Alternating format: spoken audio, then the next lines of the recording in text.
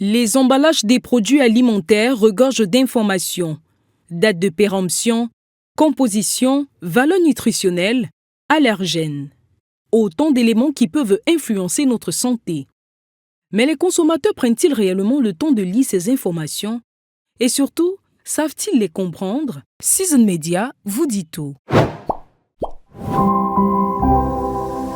Dans les rayons des supermarchés, les consommateurs remplissent leurs paniers. Pourtant, rares sont ceux qui s'attardent sur les informations inscrites au dos des emballages. Moi, quand je rentre, c'est seulement le prix qui m'intéresse. Je rentre, je sors. C'est ça. Le reste des informations, là, moi, c'est pas mon problème. Le plus souvent, lorsque j'arrive dans un centre commercial, je m'intéresse à ce que je vais acheter. J'ai déjà mon plan d'achat dans la tête. Et après, je me dirige tout simplement vers ce que je cherche, c'est tout. Le reste, je ne cherche pas à connaître en fait. S'agissant du pavé nutritionnel qui est affiché sur les différents produits à l'intérieur du supermarché, oui, très souvent il m'arrive de le regarder parce que déjà j'ai des enfants en bas âge. C'est très important pour certains produits de voir la quantité de sucre, par exemple, donc pour ce qui est du sel, de voir la quantité d'iode, si c'est iodé ou pas déjà. Pour l'huile, de voir si c'est quelque chose qui a du cholestérol ou pas. Donc voilà, en plus de ça, regardez si c'est périmé, donc c'est important pour moi de contrôler ça. Pourtant, l'étiquetage alimentaire est obligatoire pour les denrées préemballées. Il renseigne notamment sur la dénomination du produit, la liste des ingrédients, la quantité nette, la date limite de consommation ou encore les valeurs nutritionnelles. Ces informations permettent non seulement d'éviter certains risques sanitaires, mais aussi de prévenir des allergies. Pour en savoir davantage, nous sommes allés à la rencontre du docteur Tanké Marthe, nutritionniste. Déjà que l'étiquette nutritionnelle, l'étiquette tout simplement, c'est pas ce bout de papier qui a des jolies fleurs, des couleurs, des designs, non. C'est juste un papier qui est fait pour informer le consommateur sur ce qu'il consomme. Okay? Et sur les façons de les consommer, sur la quantité même du produit qu'il achète. Donc c'est tellement capital pour faire de bons achats et pour bien s'alimenter. Alors, sur ces papiers-là que nous voyons souvent, en dehors du joli, bien sûr, il y a le pavé nutritionnel. Ce qu'on appelle pavé nutritionnel, ça veut dire que c'est l'endroit qui a été réservé, pas au nom non plus, mais plutôt à mettre la composition de ce que nous avons dans ce que nous achetons. Et très souvent là-bas, on recherche quoi? Les protéines, les glucides, les lipides. Ce sont les macronutriments, les principaux constituants des aliments que nous avons. Et on met les quantités qu'on a à l'intérieur du produit. Et très souvent, c'est fait par rapport à 100 grammes du produit. Pour te dire que si tu prends 100 grammes de ce produit, par exemple, tu auras peut-être 15% ou bien 15 grammes de sucre qu'on appelle glucides. Comprenez glucides amidon. Et très souvent, vous allez voir, on va encore écrire après ça, don de sucre. Donc, D-O-N-T et sucre. Pour dire que le sucre simple en termes de saccharose ou fructose qu'on a à l'intérieur, ou lactose, c'est telle quantité. Là, ça te donne les quantités de sucre parce que tu peux être quelqu'un qui ne voudrait pas consommer beaucoup de sucre ou pas. Vous allez voir les lipides, mais on va encore séparer des segments, mettre monosaturé ou bien insaturé et saturé et trans. Pour dire que les lipides insaturés que vous allez voir sur les étiquettes, ça veut dire que c'est des bonnes graisses qui sont importantes pour le système cardiovasculaire, pour les hormones et autres. Et vous allez voir, on va ajouter que il y a quand même les lipides saturés dedans. C'est les lipides qui coagulent à température ambiante, les graisses qui coagulent à température ambiante. Mais ce n'est pas tout. Ils ajoutent trans ou bien graisse hydrogénée. Donc, il faut se méfier de tout ça. Ça veut dire que le laboratoire est passé quelque part et a modifié la formulation. Et c'est ça qui bouge nos artères, qui est dangereux pour la santé et nous crée trop de problèmes de santé. Vous aurez également dans ce pavé ce qu'on va appeler protéines.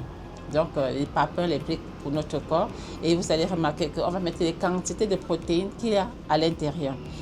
Au niveau des sucres, et vous allez voir certains noms qui vont afficher que parfois ce n'est pas trop ce que vous connaissez, mais tout fait c'est que le pavé nutritionnel, c'est là pour vous dire ce qui est à l'intérieur de ce que vous achetez, les quantités. Et en bas du pavé nutritionnel, il y aura toujours la liste des ingrédients.